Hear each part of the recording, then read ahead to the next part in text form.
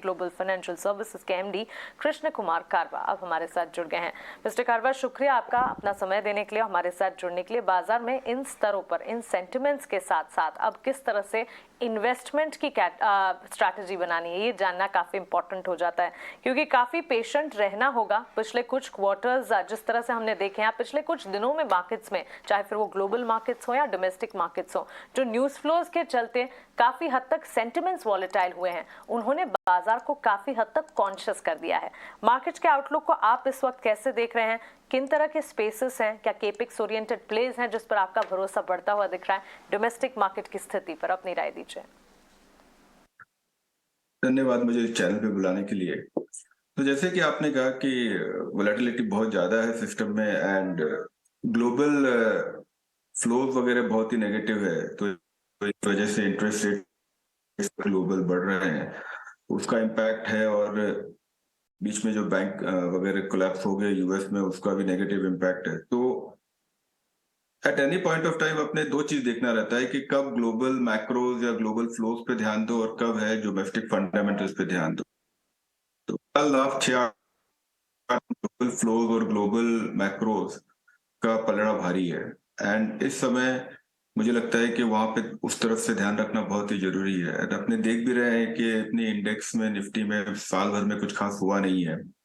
Domestic investors अपने regularly invest कर रहे हैं, म्यूचुअल फंड में फ्लोज है, बट उसका इम्पैक्ट स्टॉक प्राइसेस में नहीं है। तो मेरे ख्याल से आने वाले 12-18 महीने में भी अभी फिलहाल इन्वेस्टर्स को बहुत ही पेशेंस रखना रहेगा। डोमेस्टिक फंडामेंटल्स ठीक है, बट वैल्यूएशंस काफी स्टॉक्स के अभी इतने अट्रैक्टिव नहीं बने हैं।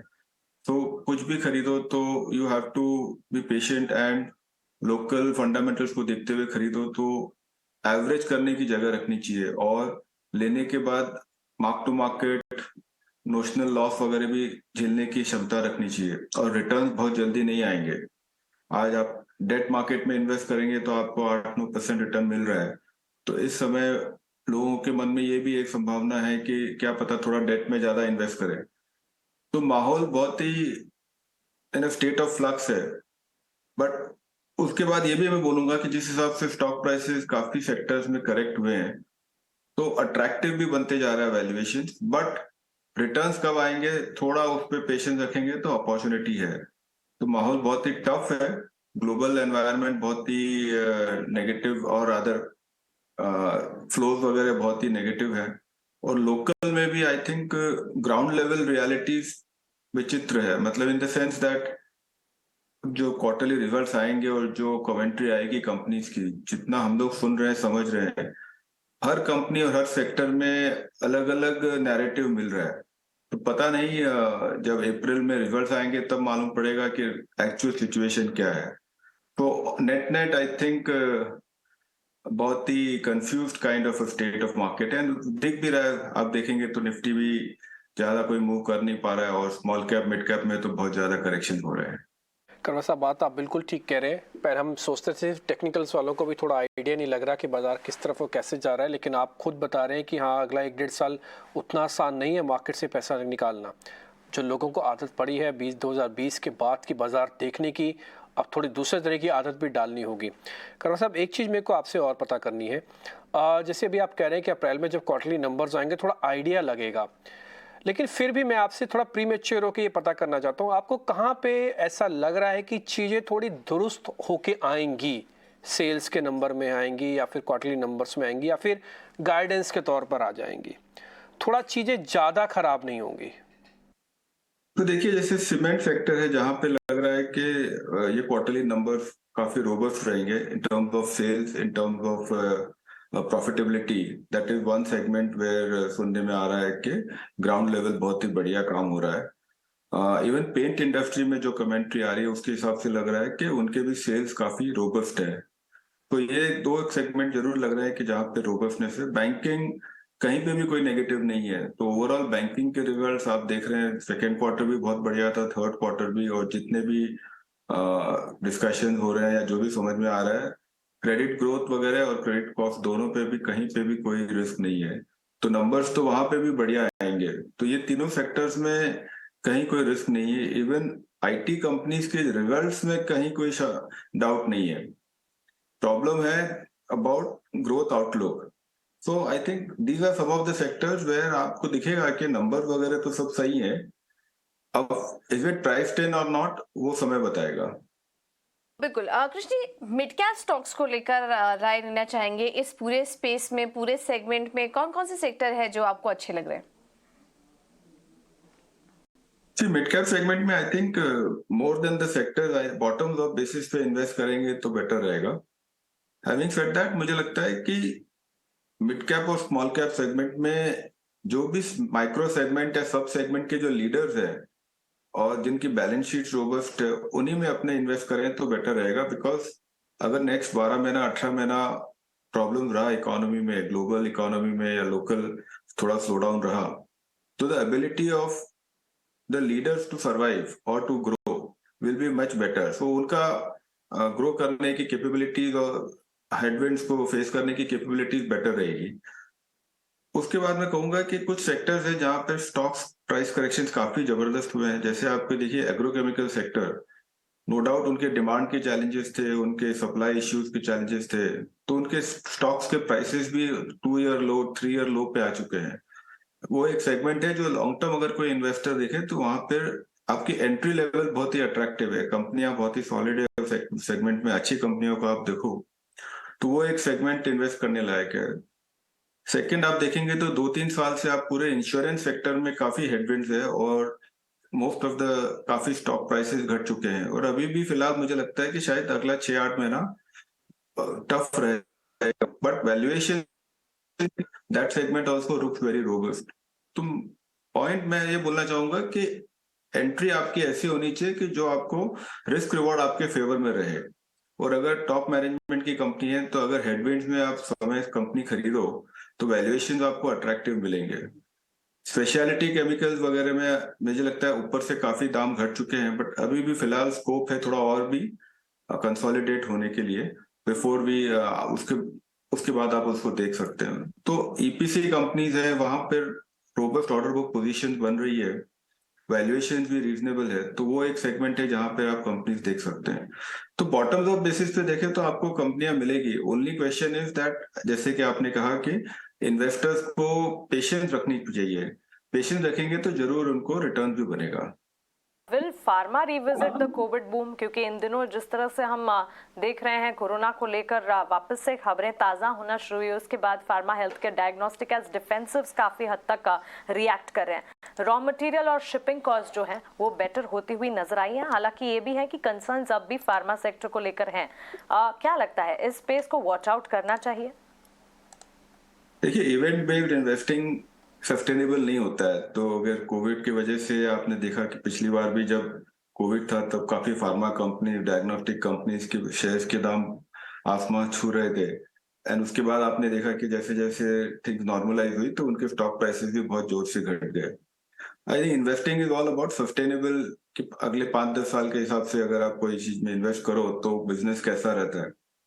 हैविंग सेड दैट, मुझे लगता है फार्मा कंपनीज के अंदर जो me too kind of companies है जो यूएस के जेनरिक मार्केट को एड्रेस करती है, वो कंपनियों में मुझे लगता है वैल्यूएशन ऑलरेडी करेक्ट हो गए हैं और वहां पे कोई लंबा चौड़ा कोई इंप्रूवमेंट आएगा नहीं। कंपनीज, एक तो डोमेस्टिक फोकस जो कंपनीज है वहां पर ग्रोथ ठीक ठाक है, तो वहां पर मुझे लगता है कि अपॉर्चुनिटीज है। और दूसरा जो यूएस स्पेशलिटी फार्मा से जो कनेक्टेड कंपनीज है वहां पे ग्रोथ ठीक बढ़िया रहेगा और उनके वैल्यूएशन भी रीजनेबल है, बट उनके और भी दाम बढ़ने की अपॉर्चुनिटीज है। कुछ सीडीएमओ कंपनीज है जिनके लास्ट 6 महीने से रिजल्ट्स अच्छे नहीं आए, बट उनका ट्रैक रिकॉर्ड बहुत ही उम्दा है, तो उस तरीके की कंपनीज में अभी इन्वेस्ट करें। उन्होंने बहुत केपेक्स काफी किया है, तो अगले 2 साल में उसका रिटर्न बनेगा। तो 2-3 लीडर्स हैं उसमें, उनके दाम घटे हुए हैं स्टॉक्स के, तो वो आप इन्वेस्ट करेंगे तो जरूर आपको लाभ होगा।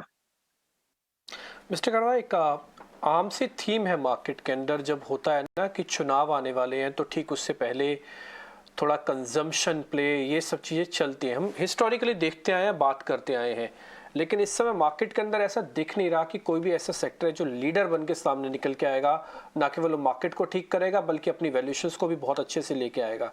कोई है आपकी नज़र में कोई ऐसा सेक्टर जहाँ पे सेफ्टी और ग्रोथ दोनों का कॉम्बो मिल जाए हमको, भले थोड़ा ही पैसा लगे, कम ही पैसा लगाएंगे हम, बट थोड़ा लगा सकते हैं। देखिए ऐसा सेक्टर तो बोलना मुश्किल है कि स्टॉक स्पेसिफिक क्या आप देखें तो देर आर निफ्टी में एक दो स्टॉक्स ऐसे जरूर हैं जो लास्ट 2 साल से उन्होंने कुछ स्टॉक प्राइस के हिसाब से कुछ नहीं किया है और वैल्यूएशन भी काफी अट्रैक्टिव है। अपने जो टेलीकॉम, रिटेल और ऑयल मेजर जो है, तो वैसे आप देखेंगे तो कोई स्टॉक्स आपको दिख सकते हैं कि जहां पे लास्ट 2-2.5 साल से कुछ लंबा चौड़ा स्टॉक प्राइस में अप्रिसिएशन नहीं हुआ है एंड आगे आने वाले समय में ग्रोथ भी ठीक ठाक है और वैल्यूएशन भी रीजनेबल है और साइज के हिसाब से आपको सेफ्टी भी मिलती है, तो उस तरीके के सेक्टर लीडरशिप शायद आपको मिल सकती है। दूसरा मुझे लगता है कि आईटी कंपनीज में नो डाउट हेडविंड्स वगैरह एक्सपेक्टेड है, बट काफी वैल्यूएशन रीजनेबल होते जा रहे हैं और थोड़ा सा अगर ग्लोबल माहौल ठीक हो तो वहां पर आपको अपॉर्चुनिटी बन सकता है। बैंकिंग वैल्यूएशंस आर बहुत रीजनेबल है, ग्रोथ है, लेकिन ओवर ओन सेक्टर है, तो शायद वहां से आपको लीडरशिप अगले राउंड ऑफ रैली के लिए नहीं दिखेगी।